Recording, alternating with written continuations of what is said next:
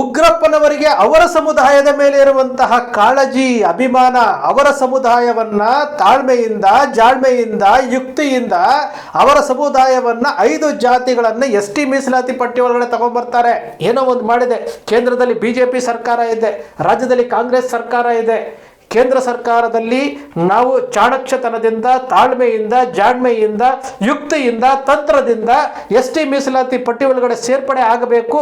ಕ್ರಮ ಸಂಖ್ಯೆ 28ರಲ್ಲಿರುವಂತಹ ಕುರುಬ ಅನ್ನೋದನ್ನು ಬ್ರಾಕೆಟ್ ರಿಮೂವ್ ಮಾಡಿಸಿ ಅಖಂಡ ಕರ್ನಾಟಕಕ್ಕೆ ವಿಸ್ತಾರ ಮಾಡಬೇಕು ಅಂತೇಳಿ ಜಗದ್ಗುರುಗಳು ರುದ್ರಣ್ಣವರು ಪ್ರತಿ ನಿಮಿಷ ಶ್ರಮ ಪಡ್ತಾ ಇದ್ದಾರೆ. ಇದರ ಬಗ್ಗೆ ನಾವು ಮಾಹಿತಿಯನ್ನು ಇಂಡೈರೆಕ್ಟಾಗಿ ಹೇಳ್ತಾನೆ ಇದ್ದೀವಿ, ಡೈರೆಕ್ಟಾಗೂ ಹೇಳ್ತಾ ಇದ್ದೀವಿ. ನೋಡಿ, ವಿಷಯ ತಿಳ್ಕೊಳ್ಳಿ. ST ಮೀಸಲಾತಿ ಪಟ್ಟಿನಲ್ಲಿ ಇವತ್ತೇನು 52 ಜಾತಿಗಳಿದಾವಲ್ಲ, ಅದರಲ್ಲಿ 6 ಜಾತಿಗಳು ಕುರುಬರಿಗೆ ಸಂಬಂಧಪಟ್ಟಂಗಿದೆಯಲ್ಲ. 6 ಜಾತಿಗಳು: ಗೊಂಡ, ಕಾಡುಕುರುಬ, ಜೇನು ಕುರುಬ, ಕಾಟುನಾಯಕನ್, ಕುರುಮನ್ಸ್, ಬೆಟ್ಟ ಕುರುಬ ಮತ್ತು ಕೊಡಗಿನಲ್ಲಿರುವಂಥ ಕುರುಬ. ಅದರ ಜೊತೆಗೆ ಮತ್ತು 5 ಜಾತಿಗಳು ಬಿಟ್ಟು ಹೋಗಿದ್ದಾವೆ. ಗೊತ್ತಿದೆಯಾ ನಿಮಗೆ? 5 ಜಾತಿಗಳು ಬಿಟ್ಟು ಹೋಗಿದ್ದಾವೆ. ಯಾವ್ದ್ಯಾವುದು? ಅದು ಎಲ್ಲಿ? ಬೆಂಗಳೂರು ನಗರ ಪ್ರದೇಶದಿಂದ ಅನತಿ ದೂರದಲ್ಲಿರುವಂಥವರು. ಯಾರ್ಯಾರು ಗೊತ್ತಾ? 1901ನೇ ಇಸ್ವಿಯ ಸೆನ್ಸಸ್ ರಿಪೋರ್ಟ್ ಹೇಳುತ್ತೆ, ಆನೆ ಕುರುಬ, ಕೊಳ್ಳಿ ಕುರುಬ, ಆಮೇಲೆ ಕಾಡು ಪೂಜಾರಿ, ಬೇವಿನ ಕುರುಬ, ಈ 4 ಜಾತಿಗಳು, ಕಾಡು ಕುರುಬವು ಸೇರಿ 5 ಜಾತಿಗಳು ಅವತ್ತೇ ಇತ್ತು. ಅದರ 4 ಜಾತಿಗಳು ಬಿಟ್ಟು ಹೋಗಿದವ್ರಿ. ಬೆಂಗಳೂರಿನ ಅಣತಿ ದೂರದಲ್ಲಿ ಇವತ್ತಿಗೂ ವಾಸ ಆಗಿದ್ದಾರೆ. ST ಪಟ್ಟಿನಲ್ಲಿ 1901 ಬ್ರಿಟಿಷರ ಕಾಲದ ಸೆನ್ಸಸ್ ರಿಪೋರ್ಟ್ ಇವತ್ತು ನಮ್ಮ ಕೈಯಲ್ಲಿದೆ. ಮಲೇರು ಜಾತಿನಲ್ಲಿ ಅವರೂ ಸಹ ಕುರುಬರಿಗೆ ಸಂಬಂಧಪಟ್ಟಂಥವರು ಅಂತೇಳಿ ದಾಖಲೆಗಳಿದ್ದಾವೆ.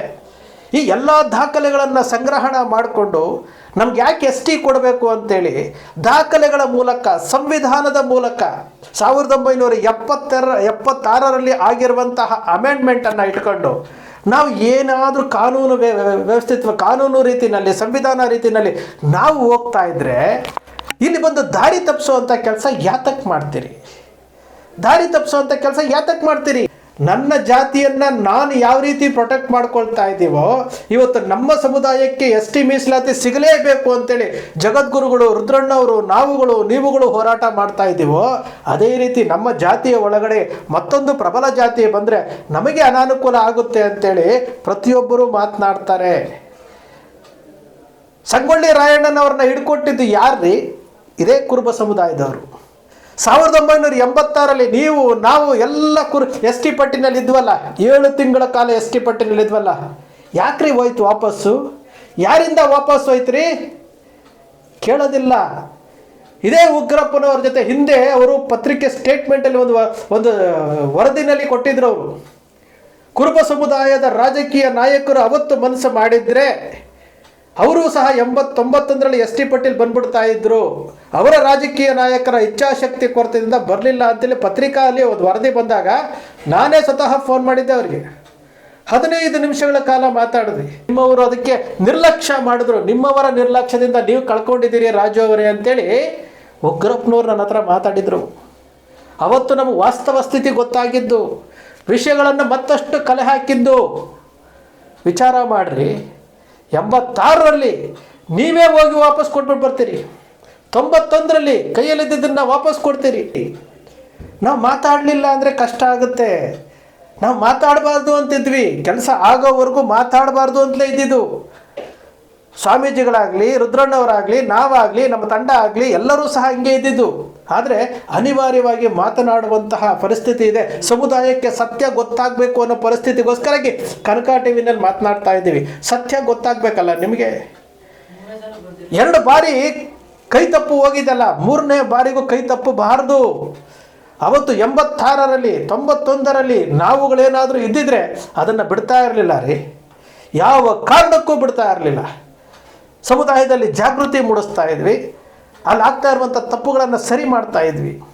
ಉಗ್ರಪ್ಪನವ್ರು ಹೇಳ್ತಾರಲ್ಲ, ನೀವು ಒಂದು ಲೆಟರ್ ಕೊಟ್ಟಿದ್ರೆ ಆಗೋಗ್ತಿತ್ತು ಅಂತೇಳಿ. ನಮ್ಮಲ್ಲಿ ಎಂತೆಂತಹ ನಾಯಕರಿದ್ದರು ಅವತ್ತು ಕುರುಬ ಸಮುದಾಯದಲ್ಲಿ ಎಂತೆಂತಹ ನಾಯಕರು. ಒಂದೇ ಒಂದು ಲೆಟರ್ ಕೊಡಲಿಲ್ಲ, ಒಂದೇ ಒಂದು ಪತ್ರ ಕೊಡಲಿಲ್ಲ, ನಮಗಿದು ಬೇಕು ಅಂತ ಹೇಳಲಿಲ್ಲ, ಬದಲಿಗೆ ನಮಗೆ ಬೇಡ ಅಂತ ಹೇಳಿಬಿಟ್ಟು ಇವತ್ತು ಉಗ್ರಪ್ಪನವ್ರು ಮಾತನಾಡ್ತಾರೆ ಅಂತಂದರೆ ಏನು ಅರ್ಥ ಇದೆ ರೀ? ಸಂಗೊಳ್ಳಿ ರಾಯಣ್ಣನವ್ರನ್ನ ಹಿಡ್ಕೊಟ್ಬಿಟ್ಟು ಅಯ್ಯೋ ನಾವು ಹಿಡ್ಕೊಟ್ಬಿಟ್ವಲ್ಲ ಅಂತ ಪಶ್ಚಾತ್ತಾಪ ಪಡ್ತಿರೋ, ಅಥವಾ ನಮ್ಮ ಸಂಗೊಳ್ಳಿ ರಾಯಣ್ಣನ ಕಾಪಾಡಬೇಕಾಗಿತ್ತು ಅಂತೇಳಿ ಅವತ್ತು ನೀವು ಯೋಚನೆ ಮಾಡಿದರೆ ಸಂಗೊಳ್ಳಿ ರಾಯಣ್ಣ ಬ್ರಿಟಿಷರ ಕೈಲಿ ಸಿಗ್ತಾ ಇರಲಿಲ್ಲ. 86ರಲ್ಲಿ 91ರಲ್ಲಿ ನೀವು ಆ ST ಮೀಸಲಾತಿ ವಿಚಾರದಲ್ಲಿ ಸರ್ಕಾರದ ಮೇಲೆ ಒತ್ತಡ ಹಾಕಿ ನೀವು ಸೇರ್ಪಡೆ ಆಗಿದ್ರೆ ಇವತ್ತು ನಾವು ಮಾತನಾಡುವಂತಹ ಪರಿಸ್ಥಿತಿನೇ ಬರ್ತಿರಲಿಲ್ಲ. ಮಾತಾಡ್ತೀರಿ, ಇವತ್ತು ಏನೆಲ್ಲ ಮಾತಾಡ್ತೀರಿ, ದಿಢೀರಂತ ಎದ್ದೊಳ್ತೀರಿ. ಇವತ್ತು ಜಗದ್ಗುರುಗಳು ಅಕ್ಟೋಬರಲ್ಲಿ ಪ್ರಾರಂಭ ಮಾಡಿ ಫೆಬ್ರವರಿ 7ನೇ ತಾರೀಕುವರೆಗೂ ಜಗದ್ಗುರುಗಳ ನೇತೃತ್ವದಲ್ಲಿ ಒಂದು ಸಮಿತಿ ಮಾಡಿದ್ರಲ್ಲ, 4 ತಿಂಗಳಲ್ಲಿ ಸಮಾವೇಶಗಳಾಯಿತು, ಸಮಿತಿ ಆಯಿತು, ಎಲ್ಲ ಆಯ್ತಲ್ಲ. ಜಗದ್ಗುರುಗಳಿಗೆ ಮಠಕ್ಕೆ ಬಂದಿರುವಂತಹ ಭಕ್ತರು ಕೊಟ್ಟಿರುವಂತಹ ದೇಣಿಗೆಯನ್ನು ಜಗದ್ಗುರುಗಳು ಮಠದ ಕಾರ್ಯಕ್ರಮದಲ್ಲಿ, ಯಡಿಯೂರಪ್ಪನವರು ಮುಖ್ಯಮಂತ್ರಿ ಆಗಿರ್ತಾರೆ, ಮಠದ ಕಾರ್ಯಕ್ರಮದಲ್ಲಿ ಆ ಲೆಕ್ಕಾಚಾರಗಳನ್ನು ಮಂಡಿಸ್ತಾರೆ. ಉಳಿದಂಥ ಹಣವನ್ನು ದಾಸೋಹಕ್ಕೆ ಹಾಕ್ಕೊತಾರೆ. ಈ ಹೋರಾಟ ಅಂತ ಮಾಡ್ಕೊಂಡು ಎಲ್ಲ ಖರ್ಚೆಲ್ಲ ಮಾಡಿದ್ರಲ್ಲ, ಸಮಾಜದ ಮುಂದೆ ಹೇಳಿದ್ರಾ? ಹೇಳಲಿಲ್ಲ. ಅಕೌಂಟಬಿಲಿಟಿ ಬಗ್ಗೆ ಕೇಳ್ತಾ ಇದ್ದೀವಿ ನಾವು ಯಾತಕ್ಕೋಸ್ಕರ ಇದ್ರ ಥರ ಮಾತಾಡ್ತಾ ಇದ್ದೀವಿ ಅಂತಂದರೆ, ಕೈಗೆ ಬಂದ ತುತ್ತನ್ನು ಮತ್ತೊಮ್ಮೆ ಚೆಲ್ಕೊಳಕ್ಕೆ ಹೋಗಬೇಡಿ. ನೀವು ಹೋರಾಟ ಮಾಡಬೇಕಾಗಿರೋ ಸಮಯದಲ್ಲಿ ಮಾಡಬೇಕು. ಇವತ್ತು ಒಂದು ಅಂತಿಮ ಹಂತಕ್ಕೆ ಹೋಗ್ತಾ ಇರುವಂಥ ಸಮಯದಲ್ಲಿ ಜಾಣ್ಮೆ, ಯಾರ ವಿರುದ್ಧ ಹೋರಾಟ ಮಾಡ್ತೀರಿ? ಯಾರ ವಿರುದ್ಧ ಹೋರಾಟ ಮಾಡ್ತೀರಿ? ಎಲ್ಲವೂ ಸಹ ರೈಟಿಂಗಲ್ಲಿ ನಡೀತಾ ಇದೆ. ಅರ್ಥ ಮಾಡ್ಕೊಳ್ಳಿ. ನಾನೊಬ್ಬ ಮಾತಾಡೋದಲ್ಲ, ರುದ್ರಣ್ಣವ್ರೊಬ್ಬರು ಮಾತಾಡೋದಲ್ಲ, ಸ್ವಾಮೀಜಿಯವ್ರು ಮಾತಾಡೋದಲ್ಲ. ಪ್ರತಿಯೊಬ್ಬರೂ ಸಹ ರಾಜು ಹೇಳ್ತಾ ಇರೋದು ಸರಿ ಇದೆಯಾ, ಕನಕ ಟಿವಿಲಿ ಹೇಳ್ತಾ ಇರೋದು ಸರಿ ಇದೆಯಾ, ಅವ್ರು ಹೇಳ್ತಾರೋ ಸರಿ ಇದೆಯಾ, ನಾವು ಸಹ ಅದಕ್ಕೆ ಬಾಧ್ಯತೆದಾರರು. ನಮಗೂ ಸಹ ಇದರಲ್ಲಿ ಹಕ್ಕಿದೆ. ನಾವು ಸಹ ಇದನ್ನು ಜಾಗೃತಿ ಮೂಡಿಸ್ಬೇಕು. ಇದು ನಮ್ಮ ಕತೆ. ನೋಡಿ, ಇವತ್ತು ಬೆಳಗ್ಗೆ ಸುರಪುರದಿಂದ ನೀವು ಹೋರಾಟ ಮಾಡಿ ಸ್ವಾಮಿ, ನಾವು ಬೇಡ ಅಂತಂದಿಲ್ಲ. ಜಾತಿ ಗಣತಿ ಆಯ್ತಲ್ಲ, ಈಗ ನಡೀತಾ ಇದೆಯಲ್ಲ ಜಾತಿ ಗಣತಿ, 18ನೇ ತಾರೀಕುವರೆಗೂ ವಿಸ್ತಾರ ಮಾಡಿದಾರಲ್ಲ. ಎಷ್ಟು ಜನಕ್ಕೆ ಅವೇರ್ನೆಸ್ ಮೂಡಿಸಿದಿರಿ ನೋಡಿ. ಇವತ್ತು ಸುರಪುರದವರೊಬ್ಬರು ಫೋನ್ ಮಾಡಿದರು, ಬೆಂಗಳೂರಲ್ಲಿ ವಾಸ ಇದ್ದಾರಂತೆ. ಅವ್ರು ಹೇಳ್ತಾರೆ, ನಿಮ್ಮ ಜಾತಿ ಯಾವುದು ಅಂತ ಕೇಳಿದ್ರು. ನಾನು ಕುರುಬ ಅಂತಂದೆ. ನೀವು ಯಾವ ಕಂಕಣ ಅಂತಂದರು. ಇನ್ನೊಂದು ಯಾವುದೋ ಇದು ಅಂದರು. ನೀವು ಹಾಲು ಮತಸ್ಥರ ಅಂತಂದರು. ಇಲ್ಲ ನಾವು ಕುರುಬ ಅಂತೇಳಿ ನಮ್ಮ ಕನಕ ಟಿವಿನಲ್ಲಿ ಹೇಳಿದ್ದಾರೆ ಅಂತ ಹೇಳ್ಬಿಟ್ಟು ಅದನ್ನು ಬರೆಸ್ತೀರಿ ಅಂತಂದರು. ಪ್ರತಿ ದಿವಸವೂ ಫೋನ್ ಬಂದು ನಮ್ಮ ಮನೆಗೆ ಇಷ್ಟು ಜನ ಮಿಸ್ ಆಯಿತು, 8 ಜನ ಮಿಸ್ ಆಯಿತು ಅಂತ ಹೇಳಿದಾಗ ಸಂಬಂಧಪಟ್ಟವರಿಗೆ ಮಾತನಾಡಿ ಅದನ್ನು ಸರಿಪಡಿಸೋವಂಥ ಕೆಲಸ, ಜಾಗೃತಿ ಮೂಡಿಸೋವಂಥ ಕೆಲಸ ನಾವು ಮಾಡ್ತಾ ಇದ್ದೀವಲ್ಲ. ಇಂತಹ ಕೆಲಸ ಮಾಡಿದ್ದೀರಾ? ಸಮುದಾಯದಲ್ಲಿ ಶಿಕ್ಷಣದ ಕೊರತೆ ಇದೆಯಲ್ಲ, ಅದ್ರ ಬಗ್ಗೆ ಏನಾದರೂ ಸಂಘಟನೆ ಮಾಡ್ತಾ ಇದ್ದೀರಾ? ನಾಯಕತ್ವದ ಬಗ್ಗೆ ಕೊರತೆ ಇದೆಯಲ್ಲ, ಅದ್ರ ಬಗ್ಗೆ ಏನಾದರೂ ಮಾಡ್ತಾ ಇದ್ದೀರಾ? ಸಮಸ್ಯೆಗಳು ಎಷ್ಟು ಸಮಸ್ಯೆಗಳಿದೆಯಲ್ಲ, ಯಾರಾದರೂ ಮಾತಾಡ್ತಾ ಇದ್ದೀರಾ? ST ಮೀಸಲಾತಿ ಆವಾಗ ಒಂದು ಪ್ರವರ್ಧಮಾನಕ್ಕೆ ಬಂದಿತ್ತು. 18 ಜಿಲ್ಲೆಯಲ್ಲಿ ಅಧ್ಯಯನ ನಡೆದಿತ್ತು. ನಾವು ವೇದಿಕೆ ಮೇಲೆ ಹೇಳಿದ್ರೂ ಸಹ ಅದನ್ನು ಧಿಕ್ಕರಿಸಿ ಹೋರಾಟ ಸ್ಟಾರ್ಟ್ ಮಾಡಿಬಿಟ್ಟು ಮಲಗಿದ್ದವ್ರನ್ನೆಲ್ಲ ಎಬ್ಬಿಸ್ಬಿಟ್ರು. ಅವ್ರನ್ನ ಎಬ್ಬಿಸಿ ಕೂರಿಸ್ಬಿಟ್ರು. ಈಗ ಮತ್ತೊಮ್ಮೆ 2021 ಅಲ್ಲಿಂದ ಫೆಬ್ರವರಿ 7ರಿಂದ 2025ರವರೆಗೂ ಯಾರಿಗೂ ಗೊತ್ತಿಲ್ಲ, ಎಲ್ಲ ಆರಾಮಾಗಿದ್ದರು, ಮಲ್ಕೊಂಡಿದ್ರು. ಈಗ ಸಿದ್ದರಾಮಯ್ಯನವ್ರ ವೇದಿಕೆ ಮೇಲೆ ಹೇಳ್ಬಿಟ್ರು, ದಿಢೀರಂತ ಎದ್ದುಬಿಟ್ರು. ಇದು ನಮ್ಮ ಸಮುದಾಯದ ದೌರ್ಭಾಗ್ಯನೋ ದುರಂತವೋ ಗೊತ್ತಿಲ್ಲ. ಒಬ್ಬರು ಮಾಡ್ತಾ ಇದ್ದಾರೆ, ಅದು ಜಗದ್ಗುರುಗಳು ಮಾಡ್ತಾ ಇದ್ದಾರೆ. ಪಿನ್ ಟು ಪಿನ್ ದಾಖಲೆಗಳನ್ನು ಸಂಗ್ರಹಣೆ ಮಾಡಿದ್ದಾರೆ. ಪಿನ್ ಟು ಪಿನ್ ಮೀಟಿಂಗ್ಗಳಾಗ್ತಾ ಇದ್ದಾವೆ. ಯಾರ್ಯಾರು ನಡೀಬೇಕು ನಮ್ಮ ಸಮುದಾಯದಲ್ಲಿ? ಒಬ್ಬ ರಾಜಕಾರಣಿ ST ಮೀಸಲಾತಿಗೆ ಸಪೋರ್ಟ್ ಮಾಡೋವಂಥದ್ದು ಅವತ್ತೇ ಮಾಡಿಲ್ಲ, ಇವತ್ತು ಮಾಡ್ತಾರಾ? MP ಗಳೇ ಇರಲಿಲ್ಲ. ವಿರೂಪಾಕ್ಷಪ್ಪ ಅವ್ರು MP ಆಗಿದ್ದರು, ವಿಶ್ವನಾಥ್ ಅವ್ರು MP ಆಗಿದ್ದರು. ಅವಾಗೆಲ್ಲ ವಿಚಾರಗಳೇ ಬರಲಿಲ್ಲ. MP ಗಳೇ ಇಲ್ಲದಂತಹ ಸಮಯದಲ್ಲಿ ಈ ಲೆವೆಲಿಗೆ ತಗೊಂಡೋಗಿ ಗುರುಗಳು ರುದ್ರಣ್ಣ ಅವರು ಈ ಲೆವೆಲಿಗೆ ತಗೊಂಡೋಗಿ MP ಗಳು ಮೀಟಿಂಗ್ ಮಾಡಿ ದೆಹಲಿನಲ್ಲಿ, ಮಿನಿಸ್ಟ್ರುಗಳ ಜೊತೆ ಮೀಟಿಂಗ್ ಮಾಡಿ, ಇವೆಲ್ಲವೂ ಮಾಡಿಕೊಂಡು ಒಂದು ಲೆವೆಲಿಗೆ ತಗೊಂಡು ಬರ್ತಾ ಇದ್ರೆ, ಬಿಟ್ಟು ಹೋಗಿದ್ದಂತಹ ಜಾತಿ ಪಟ್ಟಿಗಳನ್ನೆಲ್ಲ ಸೇರಿಸ್ಕೊಂಡು ಏನೇನೋ ಮಾಡ್ಕೊಂಡು ಬರ್ತಾ ಇದ್ರೆ, ಮಧ್ಯದಲ್ಲಿ ಬಂದು ನಾವು ಹೋರಾಟ ಮಾಡ್ತೀವಿ ಅಂತಂದರೆ ನಾವು ಅವರನ್ನು ದೂಷಣೆ ಮಾಡೋದಕ್ಕಾಗೋದಿಲ್ಲ. ಅವರು ಅರ್ಥ ಮಾಡ್ಕೊಳ್ಬೇಕು. ಸಮುದಾಯ ಇವತ್ತು ಬರ್ರಿ, ಯಾದಗಿರಿ, ಗುಲ್ಬರ್ಗ, ರಾಯಚೂರು, ಬಳ್ಳಾರಿ ಈ ಭಾಗದಲ್ಲಿ ಬರ್ರಿ, ಸಮುದಾಯದ ಮೇಲೆ ಎಷ್ಟು ದೌರ್ಜನ್ಯ ನಡೀತಾ ಇದೆ ಗೊತ್ತೇನ್ರಿ? ಎಷ್ಟು ದೌರ್ಜನ್ಯ ನಡೀತಾ ಇದೆ ಗೊತ್ತಾ? ಅದಕ್ಕೇನಾದರೂ ಒಂದೇನಾದರೂ ವಿಶೇಷವಾದಂತಹ ಕಾಳಜಿ ತೋರಿಸಿದ್ದೀರಾ? ನಾವು ಮಾಡೋಕ್ಕೆ ಹೊರಟಿದ್ದೀವಿ ರೀ. ಎಸ್ ಟಿ ಮೀಸಲಾತಿ ಬರಲಿಕ್ಕಿಂತ ಮುಂಚೆ ಮತ್ತೇನೋ ಒಂದು ಮಾಡಬೇಕು ಅಂತ ಹೊರಟಿದ್ದಾರೆ. ಎಲ್ಲವೂ ನಡೀತಾ ಇದೆ. ಮೊದಲು ಅಟ್ರಾಸಿಟಿ ವ್ಯಾಪ್ತಿಗೆ ಕುರುಬರನ್ನ ತರಬೇಕು ಅನ್ನೋದು ನಡೀತಾ ಇದೆ. ಅದೂ ಸಹ ಫೈಲ್ ಮೂವ್ ಆಗ್ತಾ ಇದೆ. ಅರ್ಥ ಮಾಡ್ಕೊಳ್ಳಿ. ಇಲ್ಲಿ ಪ್ರತಿಷ್ಠೆ ಮುಖ್ಯ ಅಲ್ಲ. ಕ್ರೆಡಿಟ್ ಯಾರು ಬೇಕಾದ್ರೂ ತೆಗೆದುಕೊಳ್ಳಿ, ಕ್ರೆಡಿಟ್ ಯಾರು ಬೇಕಾದ್ರೂ ತೆಗೆದುಕೊಳ್ಳಿ. ಇಡೀ ಹಾಲುಮತ ಮಹಾಸಭಾ, ಇಡೀ ರಾಜ್ಯ ಮಟ್ಟದ ಸಂಘಟನೆ, ಇಡೀ ಹಾಲುಮತ ಮಹಾಸಭಾದ ಪದಾಧಿಕಾರಿಗಳು ಎಲ್ಲರೂ ಜವಾಬ್ದಾರಿ ಕೊಟ್ಟಿರೋದು ಒಬ್ಬರಿಗೆ ಮಾತ್ರ, ಅದು ರುದ್ರಣ್ಣ ಗುಳ್ಗುಳಿ ಅವರಿಗೆ ಮಾತ್ರ. ಎಲ್ಲ ಪದಾಧಿಕಾರಿಗಳು ರುದ್ರಣ್ಣವ್ರು ಹೇಳಿದ್ಮೇಲೆ ಮುಗೀತು. ರುದ್ರಣ್ಣವರು ಸ್ವಾಮೀಜಿಯವರು ಮಾಡ್ತಾ ಇದ್ದಾರೆ ಅಷ್ಟೇ. ಕರ್ನಾಟಕದ ಕುರುಬರಿಗೆ ನಾವು ಇದನ್ನೇ ಕೇಳ್ತಾ ಇರ್ಬೋದು. ಅವ್ರು ಮಾಡ್ತಾ ಇದ್ದಾರೆ, ನಿಮಗೆ ಮಾಹಿತಿ ಸಿಗುತ್ತೆ. ಅವ್ರು ವಿಫಲ ಆಗೋದ್ರು ಅಂತ ಇಟ್ಕೊಳ್ಳಿ, ಆವಾಗ ನಿಮ್ಮ ಮುಂದೆ ಹೇಳ್ತಾರೆ ಅವರು 100% ಈ ಸರಿ ಪಡಿತೀವಿ, ವಿಸ್ತಾರ ಆಗೇ ಆಗುತ್ತೆ. ಈ ನಂಬಿಕೆ ಮೇಲೆ ನಾವು ಹೋಗ್ಬೇಕ್ರಿ. ಈ ನಂಬಿಕೆ ಮೇಲೆ ನಾವು ಹೋಗಬೇಕು. ನೀವು ಆ ನಂಬಿಕೆನೇ ಇಲ್ಲದೆ ಏನೋ ಮಾಡ್ತಾ ಇದ್ದಾರೆ, ನಾವು ಒಂದು ಮೀಟಿಂಗ್ ಮಾಡ್ತೀವಿ, ನಾವು ಒಂದು ಹೋರಾಟ ಮಾಡ್ತೀವಿ, ಕುರುಬರ ಹಣ ವೇಸ್ಟ್ ಆಗುತ್ತೆ ರೀ. ನಾನು ಆಗಲೇ ಹೇಳಿದ್ನಲ್ಲ, ಕೋಟಿ ಕೋಟಿ ಹಣ 4 ತಿಂಗಳಲ್ಲಿ ಖರ್ಚಾಯ್ತಲ್ಲ. ಕುರುಬರ ಹಣ ಅಲ್ವೇನ್ರಿ ಅದು? ಅಕೌಂಟಬಿಲಿಟಿ ಇತ್ತೇನ್ರಿ? ಲೆಕ್ಕಾಚಾರ ಏನಾದರೂ ಕೊಟ್ಟೈತೇನ್ರಿ? ಇದೇ ಹಾಲುಮತ ಮಹಾಸಭಾ ಬೆಳಗಾವಿ ಅಧಿವೇಶನ ಮಾಡ್ತಲ್ಲ, ಕುರುಬರ ಅಧಿವೇಶನ ಅಂತ ಮಾಡಿದ್ರಲ್ಲ, ಪಿನ್ ಟು ಪಿನ್ ಲೆಕ್ಕ ಕೊಟ್ರಲ್ರಿ. ಸೋಷಿಯಲ್ ಮೀಡಿಯಾದಲ್ಲಿ ಹಾಕಿದ್ರು. ಫ್ರೀಡಮ್ ಪಾರ್ಕಲ್ಲಿ ನಡೆದಂತಹ ನವೆಂಬರ್ 21ನೇ ತಾರೀಕು ಅವತ್ತು ಬಸವರಾಜ ಬೊಮ್ಮಾಯಿ ಅವರು 2022ರಲ್ಲಿ ಮಾಡಿದ್ರಲ್ಲ, ಪಿನ್ ಟು ಪಿನ್ ಲೆಕ್ಕ ವಾಟ್ಸಪ್ ಫೇಸ್ಬುಕ್ಕಲ್ಲಿ ಹಾಕಿದ್ರಲ್ಲ.